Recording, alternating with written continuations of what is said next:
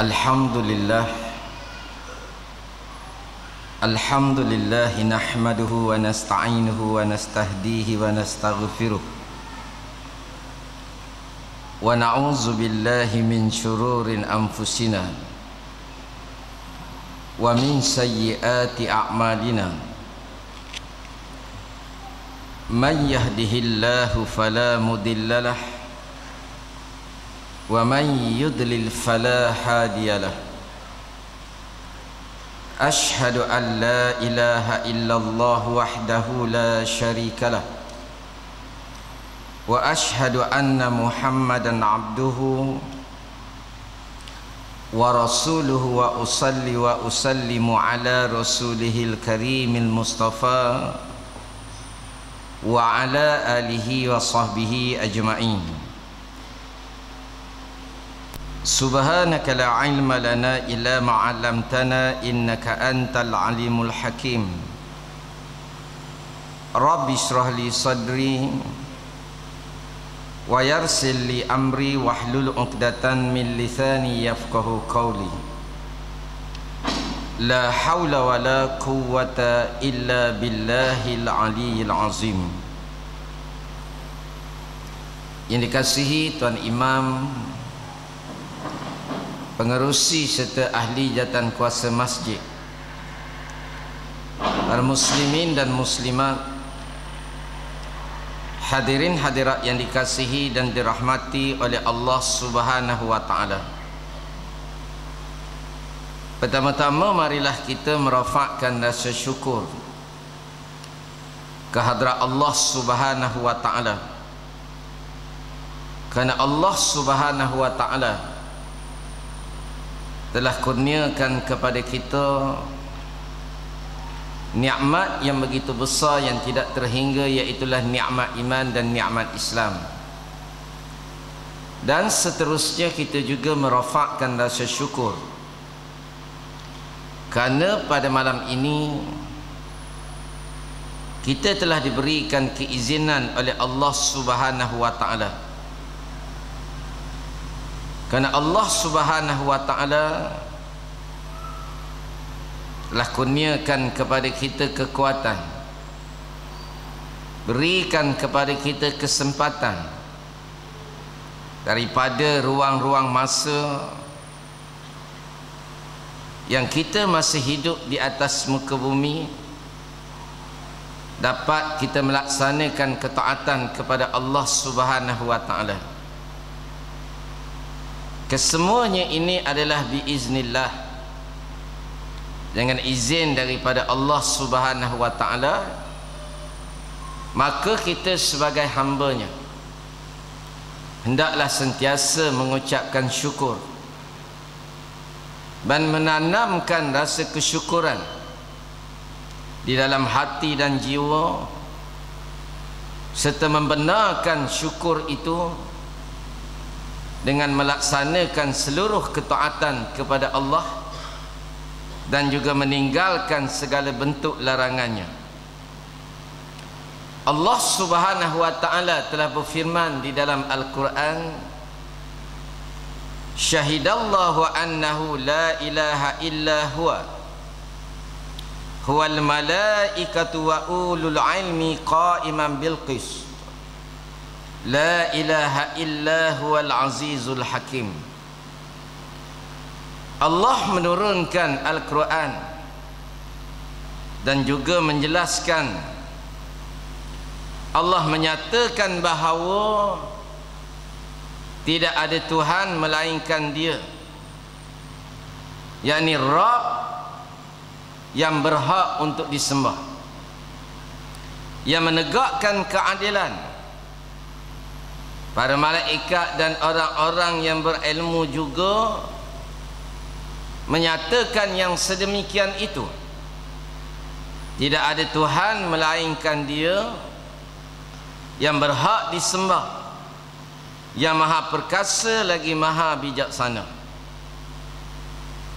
Keesaan Allah itu mestilah seiring dengan keadilan, yang mana hakikat keadilan Allah Subhanahu wa taala ini dipersaksikan oleh Allah sendiri di atas diri dia. Dan Allah menyatakan pula di antara golongan yang menyaksikan bahawa Allah Subhanahu wa ta'ala itu adalah Rabb yang maha adil, adalah daripada kalangan makhluknya yang bernama malaikat, dan begitu juga daripada kalangan hambanya yang manusia, daripada golongan orang-orang yang berilmu. Kerana itu di antara yang dinyatakan oleh Allah Subhanahu wa ta'ala di dalam Al-Quran, dalam ayat yang kita bacakan tadi, Allah telah menyaksikan tidak ada Tuhan yang layak untuk disembah melainkan diri dia sendiri, dan juga golongan para malaikat, orang-orang yang berilmu, yang menyaksikan bahawa Allah itu berdiri di atas sifat keadilan. Maka kita sebagai orang-orang yang beriman kepada Allah Subhanahu wa ta'ala wajiblah meyakini bahawa tidak ada Tuhan, tidak ada Rabb yang paling adil melainkan Allah Subhanahu wa ta'ala, yang mana Allah Subhanahu wa ta'ala telah menjelaskan dalam banyak-banyak ayat Al-Quran yang menegaskan bagaimana wajibnya sifat adil itu bagi Allah, sama ada melalui nama-nama dia yang maha baik dalam Al-Asma'ul Husna, ataupun melalui perbahasan sifat-sifat dia di dalam kitab-kitab yang telah ditulis, dikarang oleh para ulama. Maka di sini kita melihat bahawa Allah Subhanahu wa ta'ala menegaskan bahawa dia adalah Rabb yang maha adil dan maha bijaksana, yang mengaturkan seluruh kehidupan manusia, supaya daripada kalangan manusia tidak berlaku bantah membantah dan zalim menzalimi di antara satu sama lain. Maknanya Allah Ta'ala nak bagi tahu, kalau kita nak jadi manusia yang baik, yang adil, maka kita ikut perintah Allah Subhanahu wa ta'ala, laksanakan hukum Allah Subhanahu wa ta'ala. Sebab itu di dalam Al-Quran Allah Subhanahu wa ta'ala menegaskan bahawa dia menciptakan manusia ni sebagai khalifah di atas muka bumi ni. Wa iz qala rabbuka lil malaikati inni ja'ilun fil ardi khalifah. Dan ingatlah ketika Tuhanmu berfirman kepada malaikat, sesungguhnya aku hendak menjadikan seorang khalifah di atas muka bumi. Allah Ta'ala sebut dia nak menjadikan khalifah di atas muka bumi, sehinggalah malaikat bertanya kepada Allah Subhanahu wa ta'ala, qalu ataj'alu fiha man yufsidu fiha wa yasfikud dima'a wa nahnu nusabbihu bihamdika wa nuqaddisu lak, qala inni a'lamu ma la ta'lamun. Sehinggalah malaikat bertanya, yakni tentang hikmah ketetapan Allah Subhanahu wa ta'ala yang hendak menjadikan manusia itu sebagai khalifah di atas muka bumi. Bukannya malaikat ni dia melawan Allah Ta'ala, kufur pada Allah. Dia bertanya tentang hakikat ketetapan Allah. Ngapa Allah Ta'ala nak jadikan manusia di atas muka bumi? Adakah engkau, ya Tuhan kami, nak menjadikan di bumi itu orang yang akan membuat bencana? dan menumpahkan darah, berbunuh-bunuhan di antara sesama sendiri. Padahal kami ini adalah makhluk. Kami ni malaikat, makhluk yang sentiasa bertasbih dengan memujimu dan juga mensucikan kamu. Lalu Allah berfirman kepada mereka, sesungguhnya aku mengetahui apa yang kamu tak tahu. Manusia dia kena sedar bahawa apa yang diperintahkan oleh Allah Subhanahu wa taala adalah untuk dia laksanakan. Kita sebagai hamba Allah, Allah Ta'ala suruh kita beribadah, suruh kita melakukan taat. Wa ma khalaqtul jinna wal insa illa liya'budun. Bukannya untuk kita setuju ataupun tak setuju. Kalau suruh sembahyang, bukan lagi hak kita nak setuju ataupun tak setuju. Kalau tu imam dia bagi tahu besok waktu zuhur lebih kurang 1:30 kita semua kena sembahyang zuhur, setuju ke tak setuju? Tak ada hak dah nak tanya gitu. Kewajipan kita ialah melaksanakan perintah Allah. Sebab kita ni adalah hamba, hamba kepada Allah Subhanahu wa taala. Tak ada hak lagi dah. Begitu juga dalam bab hudud, melaksanakan perintah Allah Subhanahu wa taala. Tak ada hak lagi dah hamba tu dia nak berbahas adil ke tak adil hukum Allah ni. Tak ada hak lagi dah hamba tu nak kata setuju ataupun tak setuju. Tanggungjawab kita orang yang beriman, taat dan patuh apa yang diperintahkan oleh Allah Subhanahu wa taala.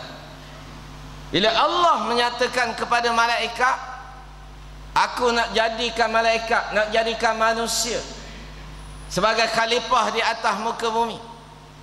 Malaikat bertanya tentang hakikat yang Allah Subhanahu wa taala nak menjadikan manusia. Allah Taala kata, inni a'lamu ma la ta'lamun. Ayat petikan adalah mana Allah Taala kata sesungguhnya aku ni lebih tahu daripada perkara-perkara yang mu memang tak tahu. Sebab mu ni makhluk. Jangan petikan lagi.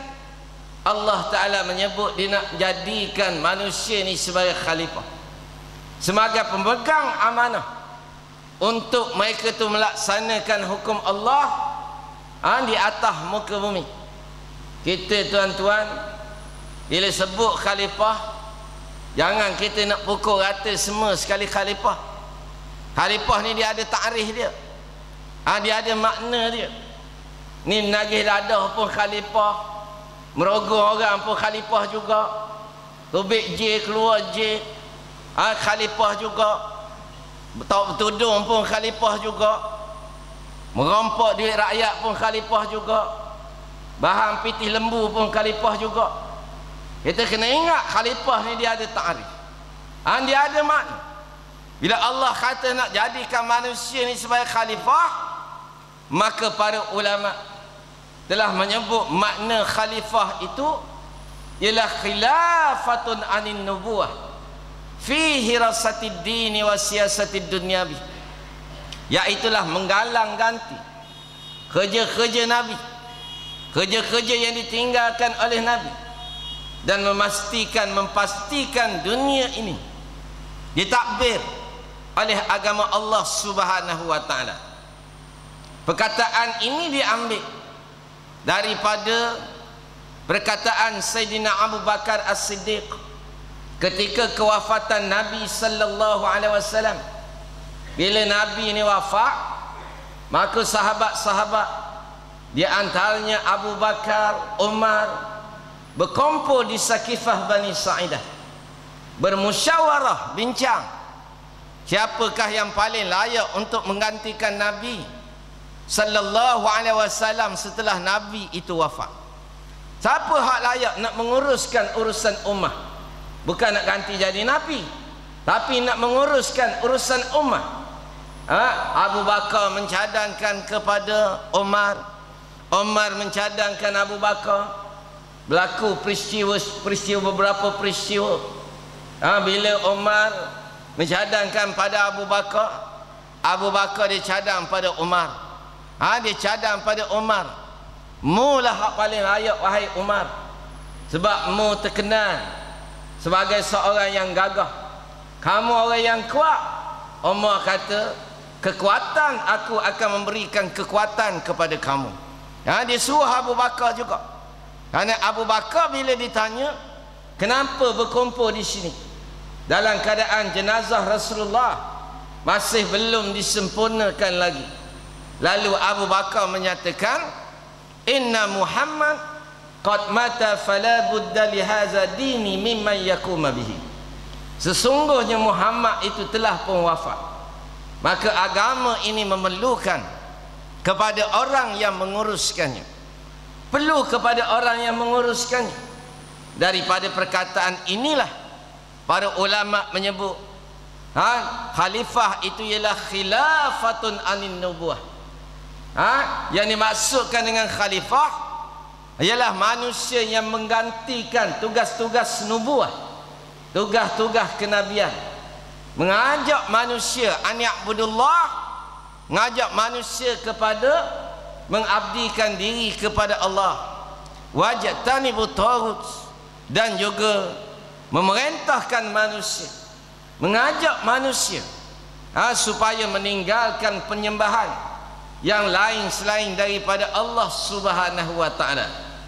Maka di sana Abu Bakar telah dipilih oleh para sahabat untuk menjadi khalifah, menjadi khalifah menggantikan Nabi sallallahu alaihi wasallam, dan kemudian dipersetujui oleh Ahlul Madinah di Masjid Nabawi, Masjid Rasulullah sallallahu alaihi wasallam. Maka selepas daripada itu, Abu Bakar dan orang-orang yang selepas daripada itu, tanggungjawab dia ialah memerintah ummah, mengajak ummah kepada pengabdian diri kepada Allah Subhanahu wa taala, memimpin ummah dan memberikan keadilan kepada ummah sebagaimana yang diperintahkan oleh Allah Subhanahu wa taala. Maka di sana Allah Subhanahu wa taala telah menyediakan kepada ummah, menyediakan kepada ummah, pada umat, kepada hamba-hamba dia dengan Al-Quran. Pada Al-Quran Allah Ta'ala utus pula Nabi, Nabi untuk mengajarkan kepada hamba-hamba dia, beri petunjuk kepada hamba-hamba dia, kepada umat-umat Nabi, sampailah kepada akhir zaman. Lepas daripada kewafatan Rasulullah sallallahu alaihi wasallam, disambung oleh para sahabat, disambung oleh para tabi'in, kemudian para ulama-ulama yang selepas daripada itu, sampailah kepada kini kita disuruh supaya melaksanakan apa yang diperintahkan oleh Allah Subhanahu wa taala dan Rasulullah sallallahu alaihi wasallam. Bukan sahaja dalam perkara amal fardiyah, amal-amal seperti solat, puasa, zakat, tapi kita disuruh supaya melaksanakan apa sahaja yang diperintahkan oleh Allah Subhanahu wa taala, termasuklah segala urusan-urusan, soal-soal pemerintahan, soal-soal menjaga ummah, memelihara ummah, memelihara negara, memelihara masyarakat, kesemuanya telah disediakan oleh Allah Subhanahu wa taala. Dan yang memegang kewajipan tersebut, terutama sekali yang memegang kewajipan tersebut adalah mereka yang bergelar pemimpin. Sebab itu pemimpin ni bila jadi pemimpin, dia kena sedar bahawa kepimpinan dia akan disoal oleh Allah Subhanahu wa taala. Dia akan disoal di hari akhirat nanti tentang kepimpinan dia. Kullukum ra'in wa kullukum mas'ulun an ra'iyatihi. Bukan setakat pemimpin besar, ayah akan disoal terhadap kepimpinan dia, anak-anak dia. Kalau ramai anak, besarlah tanggungjawab dia. Kalau sikit, lebih sedikit lagi. Kalau sikit lagi, sikit lagi. Kalau orang isteri satu, kurang sikit tanggungjawab dia. 2 lagi besar, 3 lagi besar, 4 lagi lah besarnya tanggungjawab dia di hari akhirat nanti. Dia akan disoal, kullukum ra'in wa kullukum mas'ulun an ra'iyatihi. Akan disoal semua sekali. Duduk atas dunia ni gelojoh sangat nak jadi pemimpin. Nak jadi pengurusi KRT, nak jadi tompak, nak jadi ketua kampung, nak jadi tok pengulu, nak jadi pengarah, nak jadi itu, nak jadi ini. Ingat, kullukum ra'in wa kullukum mas'ulun an ra'iyatihi. Semua akan disoal nanti di hari akhirat nanti. Kamu buat apa terhadap orang-orang yang berada di bawah pemerintahan kamu, yang berada di bawah kekuasaan kamu, yang berada di bawah penjagaan kamu?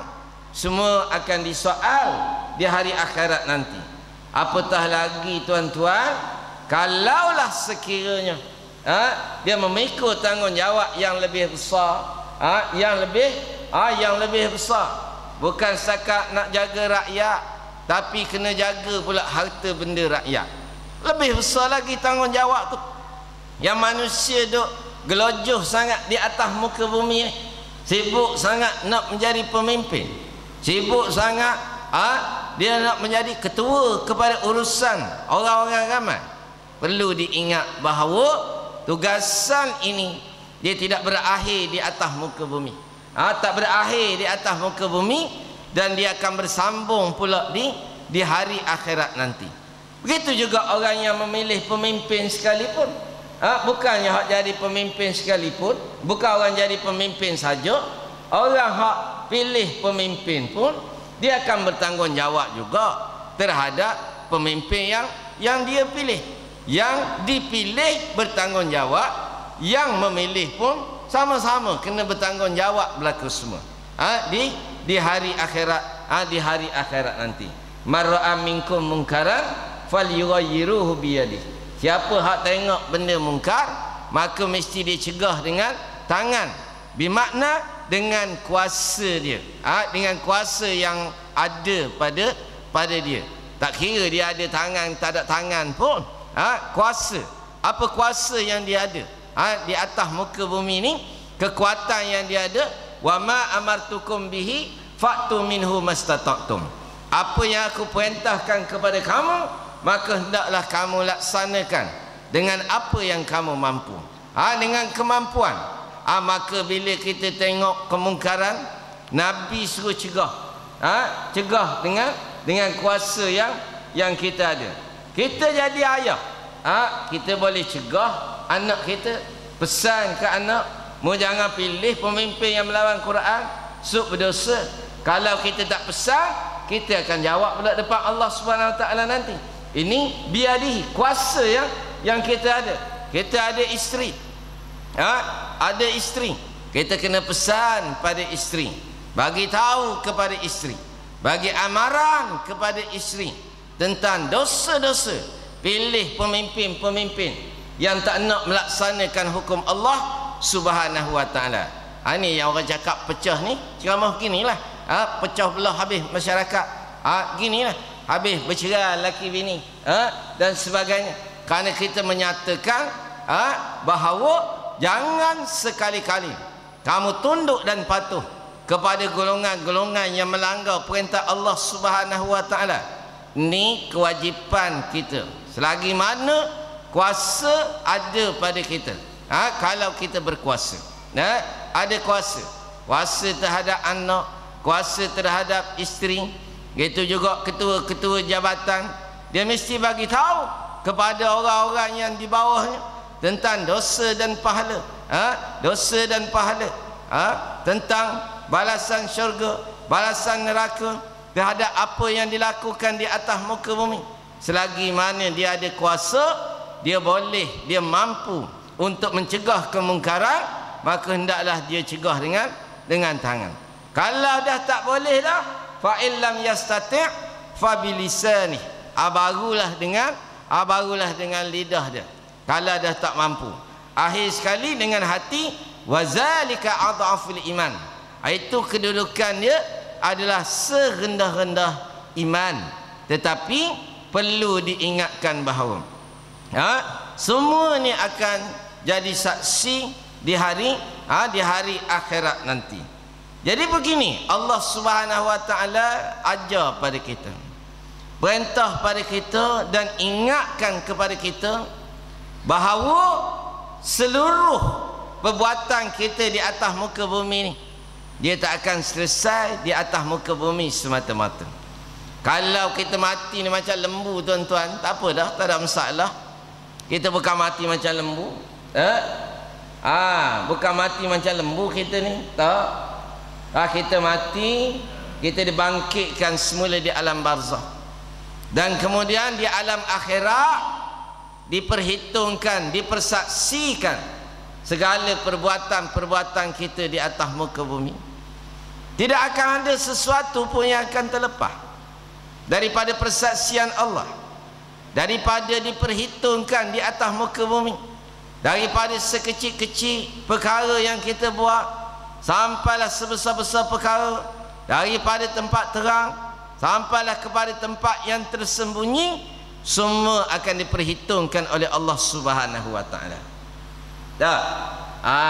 Itulah orang kadang-kadang dia kata, ustaz tu politik dalam masjid.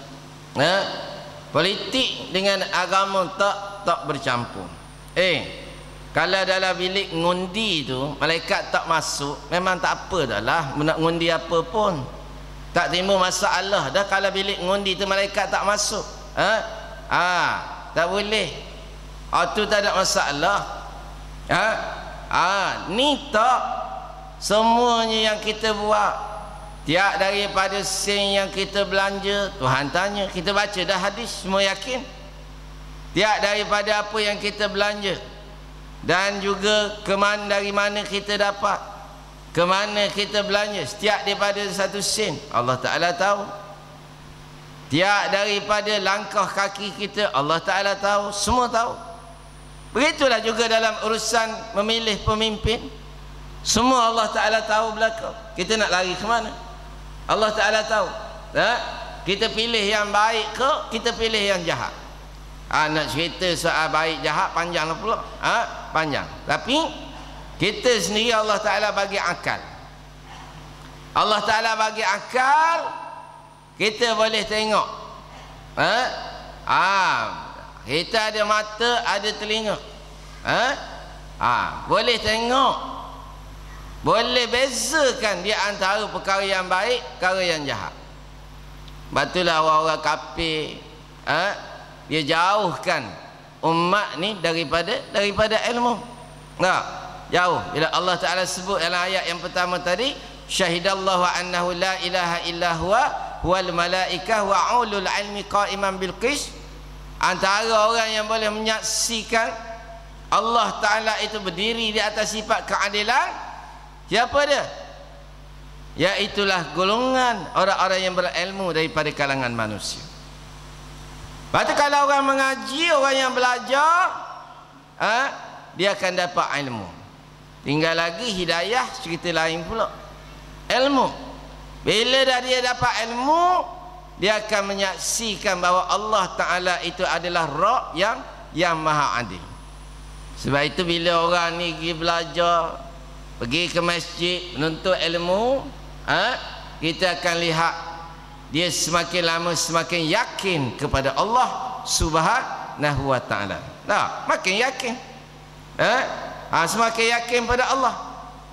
Batu musuh Allah ni dia nak sekat sangat majlis ilmu. Kalau boleh jangan marilah majlis ilmu ni. Kalaupun ada majlis-majlis ilmu, hanyalah majlis-majlis ilmu yang biasa. Tajwid dia tak marah lah. Taranum memang dia tak marah. Nak belajar zikir, burdah, nak belajar qasidah, itu tak apa, itu tak marah. Tapi bila nak sebut tentang hukum hakam, terutama sekali tentang urusan pemerintahan, ini baru dia marah.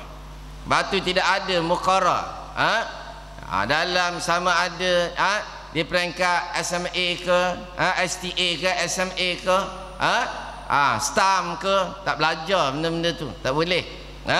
Kalau belajar, kalau reti, habis, musnah. Tak ada orang lagi dah yang akan memilih dia sebagai pemimpin. Takkan ada lagi orang nak pilih pemimpin-pemimpin yang zalim sebagai pemimpin yang tak melaksanakan hukum Allah Subhanahu wa taala. Bila orang tu belajar dan akhirnya dia dapat menyaksikan secara yakin Allah adalah Rabb yang maha adil. Bukan senang bukan senang nak yakin, payah. Barang tak nampak lagi tuan-tuan. Barang tak nampak lagi, susah, tak merintah lagi, tak laksanakan lagi, hanya keyakinan saja. Kalau yakin, kalau tak yakin, maka macam-macamlah alasan-alasan dan macam-macamlah pula hujah-hujah bagi menentang golongan-golongan yang hendak melaksanakan hukum Allah Subhanahu wa taala. Ini kat mana-mana ada. Masjid ni pun ada juga. Ada jenis-jenis pesen lagu ni. Dia terlupa bahawa kalau dia lawan ni bukannya dia lawan kita, tapi dia lawan Allah Subhanahu wa taala. Dia tentang Allah. Nak ajak laksanakan hukum Allah, penipulah dia kata. Macam-macam. Dah kawan dengan DAP, macam mana laksana hukum Allah. Sikit lagi DAP jadi Perdana Menteri, macam mana nak laksana hudud ni. Cakap-cakap bodoh, manusia jahil. Cakap-cakap tolol, manusia yang ragu-ragu terhadap hukum Allah Subhanahu wa taala. Macam-macam. Kalau dalam Facebook tu macam-macam. Orang Melayu yang bukannya dia nak bagi keyakinan, bukannya dia nak bagi semangat, bukannya dia nak bagi pertolongan untuk dapat laksanakan hukum Allah Subhanahu wa taala, tapi mendatangkan keraguan pula kepada masyarakat supaya menuduh golongan-golongan yang nak melaksanakan hukum Allah Subhanahu wa taala tu dengan berbagai-bagai fitnah, melemahkan lagi. Ini golongan yang tak percaya, golongan yang tak yakin kepada keadilan Allah Subhanahu wa taala. Tuan-tuan, kita ni hamba Allah je. Tak layak pun kita nak petikai benda tu. Tak layak langsung. Kewajipan yang ada pada kita ialah melaksanakan apa yang diperintahkan oleh Allah ketika mana kita telah mampu untuk melaksanakannya. Gitu je. Tak? Supaya macam orang pergi haji kok. Orang nak pergi haji. Tak pergi lagi haji. Pasal apa? Apa sebab tak pergi haji? Allah Ta'ala soal nanti, pasal apa mu tak pergi? Pasal apa tak pergi? Nak jawab apa depan Allah Subhanahu wa taala? Kalau sekiranya kita duduk atas muka bumi ni dalam keadaan kita dah mampu tapi kita tak nak pergi, sibuk dengan urusan-urusan dunia dan sebagainya, jawab depan Allah Subhanahu wa taala. Begitu juga esok dalam bab milih pemimpin, kalau ada hadir depan kamu pemimpin, ada pemimpin yang berhasrat nak melaksanakan hukum Allah, dia buat tak buat lagi syukur kira bertembung dengan pemimpin yang memang confirm dah tak nak laksana hukum Allah Subhanahu wa taala. Maka apa yang kamu pilih? Kamu pilih apa? Jawablah depan Allah Ta'ala esok. Saya pilih ni walaupun dia tak nak hukum Allah pun dia bagi 300. Dia bagi 1000. Hak nak laksana hukum Allah ni cakap je. Konon nak laksana. Pita 1 sen tak ajar bui lagi. Jawab lagi tu depan malaikat. Kalau rasa dah gagah sangat duit 300 tu boleh jadi pelepasan daripada azab Allah di hari akhirat. Allah. Kalau berasa berim tu boleh bebaskan kita daripada persoalan pada malaikat. Silakanlah. Silakanlah. Mana begitu. Ini amanah kita. Jadi ini tugasan kekhalifahan di atas muka bumi. Makna bila sebut makna khalifah tu khilafatun anin nubuwah, maka kita kena tengok yang mana menjurus kepada ataupun ke arah untuk melaksanakan apa yang telah dilaksanakan oleh Rasulullah sallallahu alaihi wasallam, maka yang inilah yang menjadi kewajipan kepada kita. Tuan-tuan muslimin dan muslimat yang dikasihi, dunia yang kita pegang sekarang ni dia akan terlepas pada bila-bila masa je. Bila-bila je terlepas. Tak? Terlepas. Halah-halah lepas pada ni bunyi orang hantar SMS je. Telefon je. Meninggal dah. Tadi ada pak kuliah, balik meninggal. Bila-bila je. Dan tak kira parti pula. PAH ke, UMNO ke, DAP ke, PKR ke, PBB ke, tak kira siapa dia pun. Malaikat dia tak akan pilih bulu lah. Bila dah sampai dah takdir pada dia untuk dia mati, mati. Kat kubur tu, hak mati tu, kubur cendawasih ni, macam-macam parti hak ada dalam tu. Bukan satu parti je, dah semua parti ada. Dah cak kerih ada, cak bulan ada, pala lembu ada, hak zaman lama itu. Kapal layar ada. Hak cak kapal layar mati lama dah. Hak cak tangan lama dah, tak ada dah atas muka bumi, tak hidup dah. Cak bulan bintang tak ada dah. Mana lama dah mati. Nah, Allah Taala tak kira hak tu. Kita ni orang Melayu. Dah, orang Melayu. Ada hak keturunan Nabi pun mati. Ini pula kita orang Melayu ni hak keturunan tak tahu tah mana hala lagi. Saya pun tak tahu keturunan Melayu ni asal dia daripada mana. Walaupun saya orang Melayu tak tahu. Keturunan Nabi pun mati. Hak kita duk sombong hangat atas muka bumi ni dengan Melayu kita ni sampai lupa untuk melaksanakan hukum Allah Subhanahu Wa Taala tu pasal apa? Ingat Melayu ni boleh selamat kita ke? Dengan sebab kita ni bangsa Melayu, maka Melayu boleh selamatkan kita. Sebab kita ni Melayu, maka Melayu tolong kita.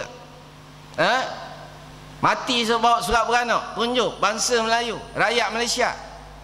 Ada nombor kad penalan lagi, rakyat satu Malaysia. Boleh selamat kita ke? Kanaan anak Nabi Nuh tu tak lepas, tak jadi lesen untuk dibebas daripada azab. Isteri Nabi Allah Lut alaihi salam dan anak-anak dia tak jadi lesen untuk dibebas daripada azab. Ini kita kok lah atas muka bumi. Baru jadi pengurusi masjid, baru jadi pegawai kerajaan, baru jadi pengurusi JKK, baru jadi itu jadi ini, sikit ada jawatan, dapat gaji lebih kurang 10,000 15,000, sombong dengan Allah Subhanahu Wa Taala. Sombong bukan main lagi dengan Allah Subhanahu Wa Taala. Bangkok, takabur, ajak pada hukum Allah Subhanahu Wa Taala, bukan main marah lagi. Ada satu tempat tu kerja dia tarik mikrofon ustaz. Tarik ustaz dengan ceramah dia tarik mikrofon. 2 orang ustaz kena tarik mikrofon. Satu AJK telefon, ustaz minta tolong datang kuliah. Dah 2 ustaz dah dia tarik. Tarik mikrofon. Saya kata tak apalah, insya-Allah lah saya pergi. Saya pergi. Pergi tu mukadimah saya sapu dah. Mukadimah minta jauh kita ni daripada sifat munafik. Beritahu orang-orang mukadimah. Arti ciri-ciri orang munafik ni bila sebut je Islam, marah, kata benci kepada Islam. Sebab tu orang-orang munafik ni masa dia tak ada kuasa, maka dia akan tunduk kepada Islam. Tapi bila dia ada kuasa, dia akan menunjukkan kesombongan dia pada Islam, pada golongan-golongan Islam.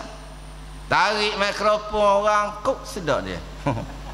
Dia duduk sebelah saya, tunggu tarik mikrofon, tak jadi tarik, apa sudah tak tarik. Dah apa benda kerja, bila sebut macam ni marah. Sebut ajak laksanakan hukum Allah, marah, tak nak. Sombong, bongkok atas muka bumi dengan Allah Subhanahu Wa Taala. Nak balik akhirat rasa nak bawa balik pangkat hak kita ada. Pakailah pingat dapat Datuk Tan Sri, dapat PJK AMN tu, darjah kebesaran hak ada atas muka bumi. Sombong. Mati tanam sekali dengan songkok-songkok dengan pingat-pingat tu. Tanam. Tengok boleh bebas ke tak boleh bebas di hadapan Allah Subhanahu Wa Taala esok. Jadi sombong sangat. Nak ajak pada pelaksanaan hukum Allah. Nak ajak kepada memilih pemimpin yang melaksanakan hukum Allah. Kemarin susah lagi. Tak boleh Ustaz, kerja-kerjaan. Nanti kerajaan tahu saya pangkah siapa-siapa. Susah saya nak cari makan. Bawa lah gaji hak 2-3 ribu sebulan tu. Bawa penyata slip. Mati esok bawa slip gaji tu. Beritahulah pada malaikat, aku tak boleh nak pangkah ni 3 ribu sebulan ni kerajaan bagi. Kalau aku tak tu, siapa nak tanggung anak bini aku makan? Jawablah hak tu. Kadang kena ada gak mulut-mulut koboi gini, tidak payah juga. Tak buat koboi gini sedap sangat. Bagi alasan macam-macam. Patulah pada zaman sebelum daripada hijrah tu. Sebelum daripada hijrah hak masuk Islam, tapi tak nak berhijrah. Dalam tak nak berhijrah, tolong pula tentera kafir berperang dengan tentera Islam. Bila mereka ni mati dalam peperangan Badar, lalu Allah Ta'ala turun ayat Al-Quran. Innal ladzina tawaffahumul malaikatu zalimi anfusihim qalu fima kuntum qalu kunna mustad'afina fil ard qalu alam takun ardullahi wasi'atan fatuhajiru fiha faulaika ma'wahum jahannam wasa'at masira. Sesungguhnya orang-orang yang ketika mana nyawanya diambil oleh para malaikat dalam keadaan zalimi anfusihim. Allah Ta'ala kata zalimi anfusihim. Bila dia tidak berhijrah, bila dia tolong orang-orang yang menentang agama Allah Subhanahu Wa Ta'ala untuk menentang agama Allah, maka Allah Ta'ala kata zalimi anfusihim. Mereka ni sedang menzalimi diri mereka sendiri, walaupun dia dapat keuntungan di atas muka bumi ni. Tak? Kalau kita kata mu ni zalim pada diri sendiri, tak, dia kata dia menyenangkan diri dia atas muka bumi. Dia rasa dia senang, dia rasa dia mewah, dia rasa sedap duduk atas muka bumi. Tapi Allah Ta'ala kata,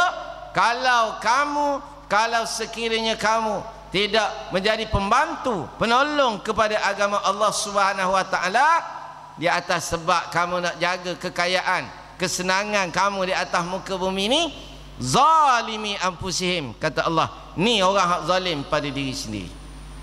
Apa malaikat tanya, qalu fima kuntum, apakah yang menghalang kamu daripada kamu menjadi pembela kepada agama Allah? Puak-puak ni kata kunna mustada'afina fil ard. Sesungguhnya kami ni orang hak tertindas di atas muka bumi. Kami ni orang susah.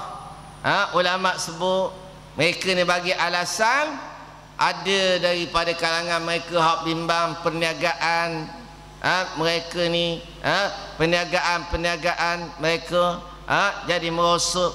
Ada yang bimbang takut harta benda mereka dirampas sampai tak nak hijrah. Dalam tak nak hijrah, tolong pula tentera kafir berperang dengan tentera Islam. Allah Ta'ala terima ke? Allah Ta'ala kata, alam takun ardullahi wasi'atan fatuhajiru fiha. Kan malaikat sebut, bukankah Allah telah menjadikan bumi ini sangat luas untuk kamu bebas dan kamu berhijrah daripadanya. Begitu besar bumi ini Allah Ta'ala bagi dengan pintu rezeki yang pelbagai macam-macam. Rezeki atas muka bumi, macam-macam cara, macam-macam ruang yang Allah Ta'ala bagi pada manusia untuk manusia cari rezeki, untuk manusia menjalani kehidupan di atas muka bumi. Tiba-tiba ada lagi manusia yang beralasan tak nak menjadi penolong kepada agama Allah. Bimbang, takut tak ada rezeki. Tak. Babi tu tak pernah pun. Babi tu cuba kita tengok, dia tak pernah pun pangkah puak hak lawan hukum Allah ni. Perut dia punya besar, mengerik tanah perut, berlabu perut, kenyang boleh ada Tuhan bagi makan. Tak ada apa masalah pun. Hak kita duduk susah sangat atas muka bumi ni tentang rezeki. Dan kan kita ada kewajipan untuk hari akhirat nanti, kita ada kewajipan. Rasa bimbanglah tuan-tuan. Rezeki ni datang daripada Allah Subhanahu Wa Taala. Nak bagi alasan. Lepas tu belum lagi manusia bagi alasan, Allah Taala dah jawab dah alasan manusia. Sangat mana manusia ni? Allah Taala yang buat manusia. Dia tahu dah. Alasan yang akan dikemukakan oleh manusia. Nak bagi alasan tu, nak bagi alasan ni, Allah Taala pun jawab, alam takun ardullahi wasi'atan fatuhajiru fiha. Macam mana nak jawab pada Allah Taala sesok? Alah, hak memang betul-betul tak boleh. Tak apa. Tapi banyak mana yang boleh. Cuma sekadar berbimbang-bimbang dengan rezeki. Takut tak dapat rezeki, takut miskin, takut bapa kedana. Dah. Sampai pesan ke anak-anak, tak payahlah kuat-kuat sangat. Susah. Anak. Hak anak hak patut doa kita di hari akhirat nanti. Kita nak anak, biarlah anak ni anak yang soleh, anak yang berjuang, anak yang berjihad, membantu untuk menegakkan hukum Allah. Siap pesan lagi, awak tak payahlah kuat-kuat. Susah kalau kita lawan kerajaan ni. Kita senyap-senyap sudah, main buah senyap gitu. Ini banyak mana hak ayah pesen ni. Minta maaf dah. Memanglah orang tak suka pun. Bila sebut benda gini memang orang tak suka. Tapi suka tak suka saya kena sebut. Banyak mana atau kita nak begitu. Nak begitu anak kita, biar dia jadi termasuk golongan orang-orang yang soleh. Bukan saja sembahyang, puasa, zakat, haji, dia juga membantu, tolong menegakkan agama Allah Subhanahu Wa Taala. Itu yang penting. Di antara perkara yang penting. Nanti Allah Taala tanya pasal apa kamu tak nak tolong. Nak bagi alasan apa? Alasan kerja, alasan itu, alasan ni, alasan tu, alasan ni. Bagilah segala alasan-alasan yang ada. Dan ingat Allah Subhanahu Wa Taala itu sangat mengetahui. Allah tahu tentang apa yang dibuat oleh manusia, tentang apa yang dirasai oleh manusia, tentang apa yang berlaku ke atas manusia. Allah Subhanahu Wa Taala sangat mengetahui. Jangan kita